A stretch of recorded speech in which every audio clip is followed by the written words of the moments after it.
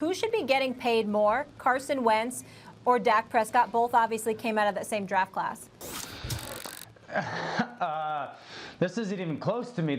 Carson Wentz should be getting paid more. There's a couple of reasons why.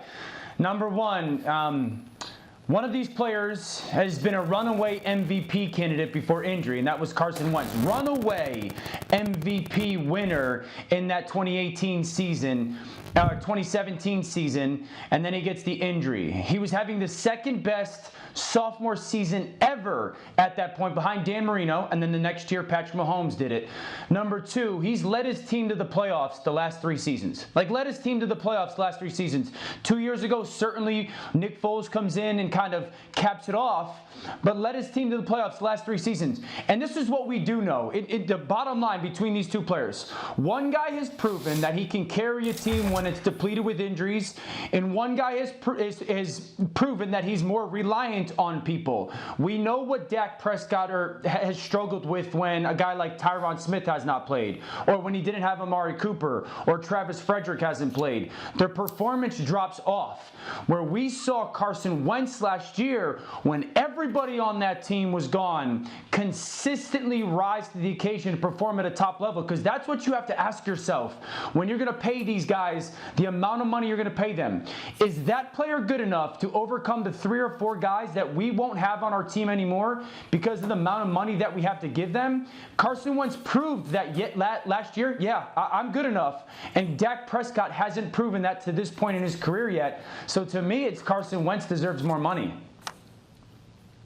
Please, that's utterly ridiculous. I can't believe that nonsensical argument you just made. I'll give it to you that Carson Wentz was an MVP candidate when he went 11-2 in his 13 starts a few years ago before getting hurt, and Nick Foles led them to the Super Bowl. He had thrown 33 touchdowns, just 7 interceptions that year, even though he was only completing 60% of his passes, Dan. You didn't bring that up, but that's neither here nor there. The next year, you're going to sit up there with a straight face and say he led them to the playoffs?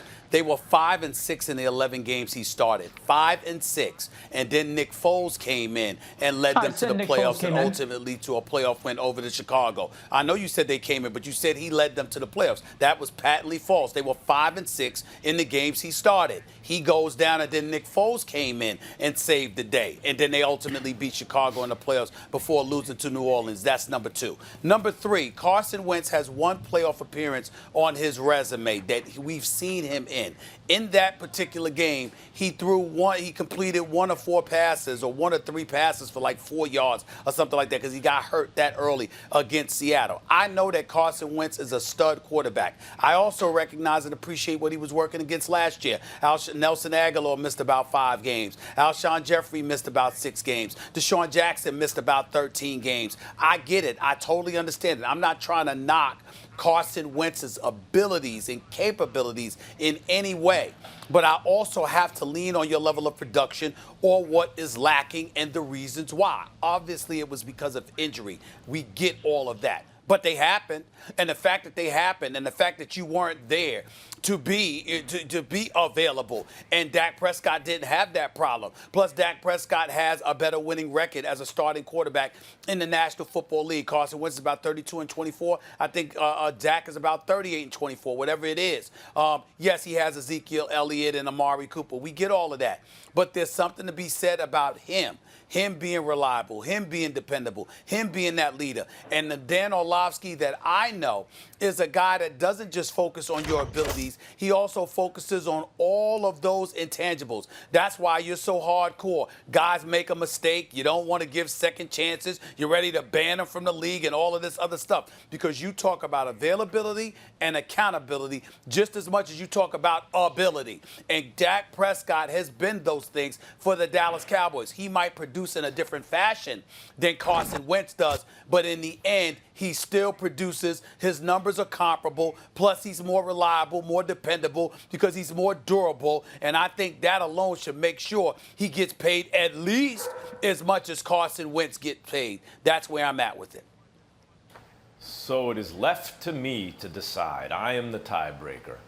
Dan Orlovsky, you are the most TV-friendly, best breaking down football plays on video, making them accessible to fans. the whole thing since Gruden. I love when you're doing that, and you're the biggest Carson Wentz booster in the world. And yet your argument for him is so weak. You're right, but you make the wrong argument. Stephen A., you're wrong. Dan is right, but his argument's wrong. Dan, he did not lead the Eagles to the playoffs all those times, as Stephen A. pointed out. He had a losing record. Foles took over, played him into the playoffs, won a playoff game, on the road, almost won another one on the road. Wentz hasn't done that. Last year, when Wentz played them into the playoffs, playing better than, a replacement level guy probably would have played. In fact, he was outplayed versus all those awful NFC East teams by all the other NFC East quarterbacks. If he beat Washington, the Giants would beat them, and their every time Daniel Jones or whoever would look better than Wentz beating some awful team. Wentz had a very overrated season last year. Nevertheless, Stephen A., Dan is right about this. We've seen Wentz hit heights that Dak has never reached. He just hasn't. And last year, Dak was fully loaded. He did not have a coach, and that makes a big deal. The big difference, but fully loaded, missed the playoffs. And Wentz had a depleted team with a much better coach. He made the playoffs. It is actually much closer, Dan, than it should be. This should be runaway Wentz because his ceiling is so much higher. But actually, it's very close. Dak, the fact that he doesn't miss games, the fact that he's been consistent, all those things, and the fact that, by the way, he's put up numbers, has put Dak in a position where he's nipping at Carson Wentz's heels in a way he shouldn't be. Nevertheless, Stephen A., Wentz is ahead of Dak. He's performed at an MVP level in the past, and his team made the playoffs last year. Well, Dan, I'll give you the last word, but let me say this about Max Kellerman. First of all, you could never be a judge. A judge is concise, a judge is decisive, and they're clear in their decisions, which you never are. So you'd never be a judge. Thanks for watching ESPN on YouTube. For live streaming sports and premium content, subscribe to ESPN+.